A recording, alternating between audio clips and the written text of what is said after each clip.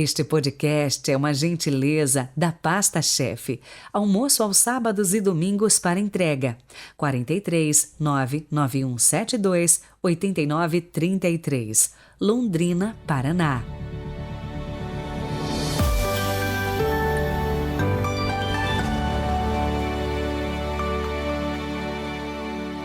Olá, bom dia! Hoje é quarta-feira, hein? Tem missa votiva do Padre Pio. Então, já vai enviando as suas intenções e seus pedidos. Vamos colocar tudo aos cuidados intercessores de São Pio de Pietrelcina. 29 de junho de 2022. Rezemos.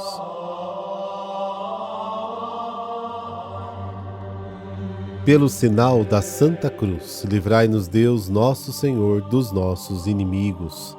Deus nosso Salvador, que nos gerastes filhos da luz, ajudai-nos a viver como seguidores da justiça e praticantes da verdade, para sermos vossas testemunhas diante dos homens. Amém.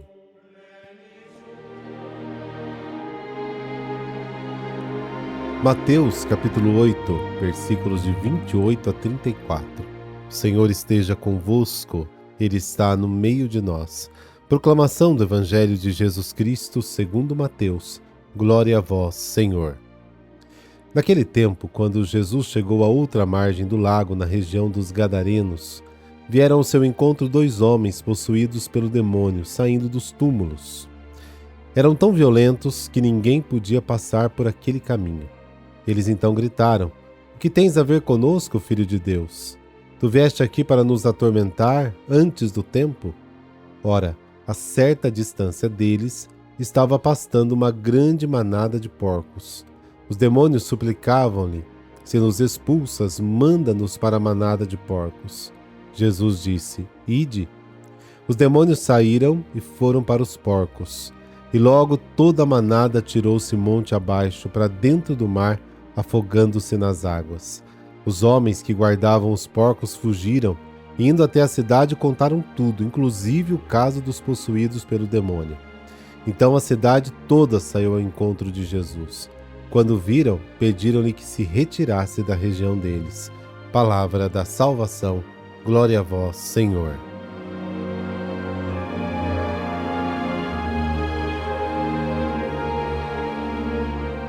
O Evangelho de hoje enfatiza o poder de Jesus sobre o demônio. Em nosso texto, o diabo ou a força do mal está associado a três coisas. Primeiro, no cemitério, lugar dos mortos, a morte que mata a vida. 2. O porco, que era considerado um animal impuro, a impureza que nos separa de Deus. Terceiro, com o mar, considerado símbolo do caos antes da criação, o caos que destrói a natureza. O Evangelho de Marcos, de onde Mateus se informa, associa a força do mal a um quarto elemento, que é a palavra legião. Isso está lá no capítulo 5 de Marcos. Nome dos exércitos do Império Romano, chamado de legião. O império que oprimia e explorava o povo. Assim se entende que a vitória de Jesus sobre o diabo teve enorme importância para a vida das comunidades dos anos 70, época em que Mateus escreveu o seu Evangelho. As comunidades viviam oprimidas e marginalizadas devido à ideologia oficial do Império Romano e ao renovado farisaísmo. O mesmo significado continua a se aplicar hoje. A força do mal oprime, maltrata e aliena as pessoas. Este versículo de abertura descreve a situação do povo antes da vinda de Jesus. Ao descrever o comportamento dos dois possessos, o evangelista associa a força do mal com o cemitério e a morte. É um poder mortal, sem rumo, sem direção, descontrolado e destrutivo que assusta a todos. Priva a pessoa de sua própria consciência, do seu autocontrole e da sua autonomia. Diante da simples presença de Jesus, a força do mal se estilhaça e se desintegra. Aqui descrevemos o primeiro contato entre Jesus e os dois possuídos. Aqui está a desproporção total.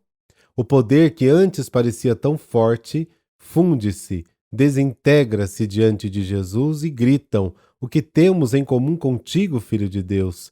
Vieste aqui antes do tempo para nos atormentar?" Eles percebem que estão perdendo o poder. O poder do mal é impuro e não tem autonomia nem consistência. O diabo não tem poder sobre os seus movimentos. Ele só entra nos porcos com a permissão de Jesus. Uma vez lá dentro, os porcos correm para o mar. Segundo a opinião do povo, o porco era um símbolo de impureza que impedia o ser humano de se relacionar com Deus e de se sentir acolhido por ele.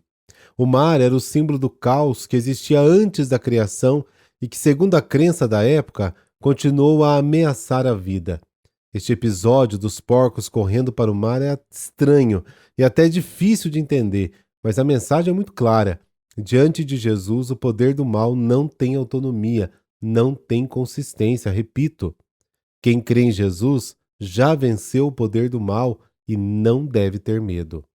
E aí vem a reação dos moradores. Eles avisam os outros da cidade que vão até Jesus, e Marcos diz que viram o endemoniado sentado, vestido em um perfeito juízo.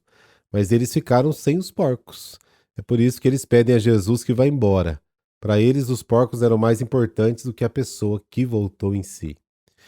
No tempo de Jesus, as palavras diabo ou Satanás eram usadas para indicar o poder do mal que afastava as pessoas do bom caminho. Outras vezes, essas mesmas palavras eram usadas para indicar o poder político do Império Romano que oprimia e explorava o povo. No Apocalipse, por exemplo, o Império Romano é identificado com o diabo ou Satanás, Apocalipse 12. Enquanto em outros momentos as pessoas usavam as mesmas palavras para indicar doenças e enfermidades. Falou-se de diabo, espírito mudo, espírito surdo, espírito impuro. Estavam sempre com muito medo. Na época de Mateus, na segunda metade do primeiro século, o medo dos demônios aumentou. Algumas religiões vindas do Oriente difundiram o culto aos espíritos. Ensinaram que alguns de nossos gestos errados podem irritar os espíritos, e estes, para se vingar, poderiam bloquear o nosso acesso a Deus e nos privar dos benefícios divinos. Para isso, por meio de rituais e escritos, orações intensas e cerimônias complicadas, as pessoas tentavam acalmar esses espíritos ou demônios para que não prejudicassem sua vida. Essas religiões, em vez de libertar as pessoas, alimentaram medo e angústia. Agora, um dos objetivos das boas novas de Jesus era ajudar as pessoas a se livrarem deste medo. Por isso, os evangelhos insistem tanto na vitória de Jesus sobre o poder do mal, sobre o demônio, sobre o diabo. Satanás, pecado, a morte, foi para encorajar as comunidades a superar esse medo. E hoje, já superamos o nosso medo pela vitória de Cristo? São Pedro e São Paulo. A solenidade de hoje no Brasil é transferida para o domingo. Então vamos encerrar aqui o nosso podcast de hoje e no domingo vamos falar um pouco mais sobre esses dois pilares da igreja, São Pedro e São Paulo. Que o Deus Todo-Poderoso te abençoe em nome do Pai, do Filho e do Espírito Santo. Amém. Boa terça-feira para você. Até amanhã.